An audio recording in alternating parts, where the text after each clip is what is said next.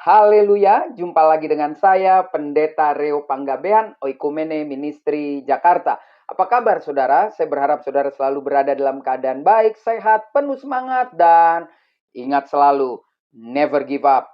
Jangan pernah menyerah. Hidup keras, tetapi kita harus lalui karena berjalan bersama dengan Kristus. Kita cakap menanggung segala perkara.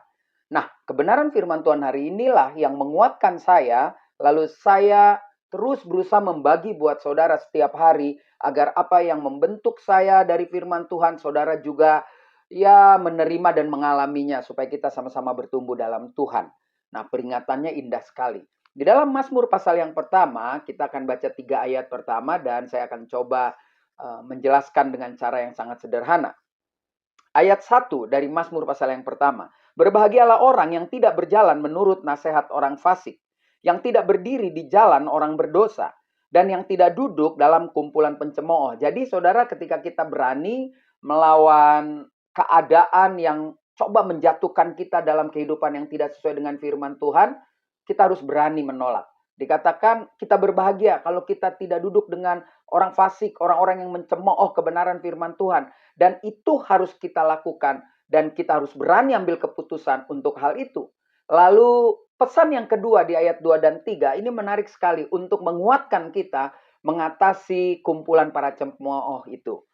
Ayat 2, tetapi yang kesudahannya ialah Taurat Tuhan dan yang merenungkan Taurat itu siang dan malam. Jadi ketika ayat 1 dikatakan berbahagia orang yang tidak jalan menurut orang fasik, lalu tindakan berikutnya kita harus merenungkan firman dan Tuhan setiap hari dan itu harus menjadi kesukaan buat kita.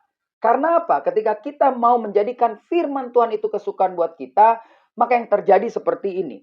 Orang yang merenungkan firman Tuhan siang dan malam, ia seperti pohon yang ditanam di tepian air, yang menghasilkan buahnya pada musimnya, dan yang tidak layu daunnya. Apa saja yang diperbuatnya berhasil. Jadi orang yang menikmati firman Tuhan, orang yang mau merenungkannya siang dan malam, dia seperti pohon yang terus menghasilkan buah. Mengapa? Karena dia ditanam di pinggiran, di tepian air yang selalu menghasilkan buah pada musimnya. Itulah orang Kristen. Kita menabur, kita menanam tepat pada musim panen, maka itu akan terjadi dan kita akan lihat. Jauhi orang fasik, nikmati firman Tuhan. Saya Pendeta Reo Panggabean, Oikumene Ministry Jakarta. Sampai jumpa pada perenungan berikutnya. Tuhan Yesus memberkati.